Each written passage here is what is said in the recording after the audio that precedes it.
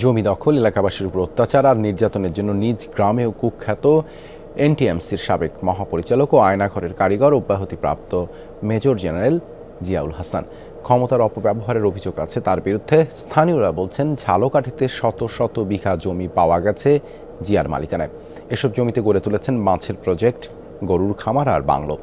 গ্রামবাসীর কাছ থেকে জোরপূর্বক এসব জমি ছিনিয়ে নেয়ার অভিযোগ রয়েছে। জমি না দিলে নেমে আসতো অকথ্য নির্যাতন আর হয়রানি। সম্প্রতি তার গ্রেপ্তারের পর মুখ খুলতে শুরু করেছে ভুক্তভোগীরা। শিয়া বাটার ও ভিটামিন ই সমৃদ্ধ Lily glam beauty soap. Lily, always beautiful.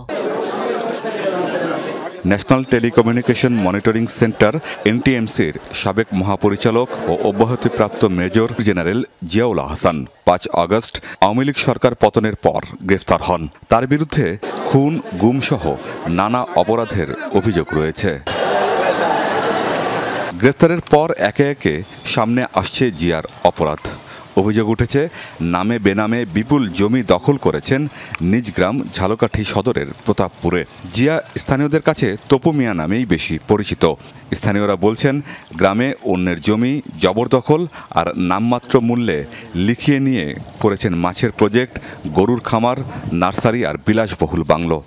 রাত্রে আসিয়া থ্রেট মেরে দিয়েছে, পিস্তল ধরছে মাথায়, অনেক মাইরধর করছে। মাইরধর করার পর আমাকে এই জায়গা ঢুকতেছে, এই আর কিছু দেয় না। আমাকে বলছে যে না, তোমরা জায়গা পাবা না। এইপর আমাকে ওই পাশ দিয়ে জায়গা কাটিয়ে এবার বাড়ি বান্ধে লইতেছে। আমাকে বান্দা বাড়িতে হে লই গেছে। এরা তো এই র্যাপেরা হে জোর করি আমাকে জায়গায় পুষ্কুনি পাশ দিয়ে লই গেছে ওয়াল। আর আমরা কি করবো? আমরা তো হের লোক ঝগড়া করি আর পারি না। ওইখান থেকে আমার সে জায়গাতে মাইপার দিয়ে উনি নিছে, ওই ভিতরে আমার একটা জায়গা আর ওই জমিনে পুরো জমিটা আমাদের এক দাগের আর কি আমাদের বাড়ি। যত বাথরুমের পাইপ সব আমার এই সাইডে, সব এই সাইডে। চলেন একটু ওই যে যাই দেখি। অ্যাগ্রো ফার্মে ২০ বিঘা সহ ইউনিয়নের বাঙ্কুড়া ও কুতুবকাঠি মৌজায় অন্তত ২০০ বিঘা জমি রয়েছে জিয়াউল হাসানের।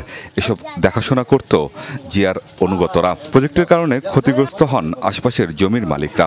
এ নিয়ে প্রতিবাদ করতে গেলে গ্রামবাসীর উপর নেমে আসত অকথ্য নির্যাতন। ওনারে বাধা দেওয়া হয়েছে, এরপর উনি ভয় দেওয়া হয়েছে যে মারিয়ে লাই দেবো। জায়গায় মানুষ একটা জোর গলায় কথাও বলতে পারতো না। জোর গলায় কথা বললেও এখানে তার দেখার জন্য হুমায়ুন ছিল, র্যাবের নাকি। এই হুমায়ুন অনেকের মাইকদরও করছে। কোনো কেন মানুষ বললে কেয়ার করতো না যে এর উপরে একজন আজ দেখে যে কয় আমার সে করতে পারছে, আমি করতে আছি সব। জিয়াউল হাসানের প্রভাব খারাইয়া সবসময় হেরা সবসময় এই প্রভাব দেখাইতো। এক রাইতে ধরিলই যাবে, নাইল দিনেই ধরিলই যাবে, কিছু করতে পারবে না, কিছু না। জিয়া গ্রেফতারের পর থেকে পলাতক তার সাঙ্গপাঙ্গরা। তাদের আইনের আওতায় আনার দাবি সচেতন নাগরিকদের।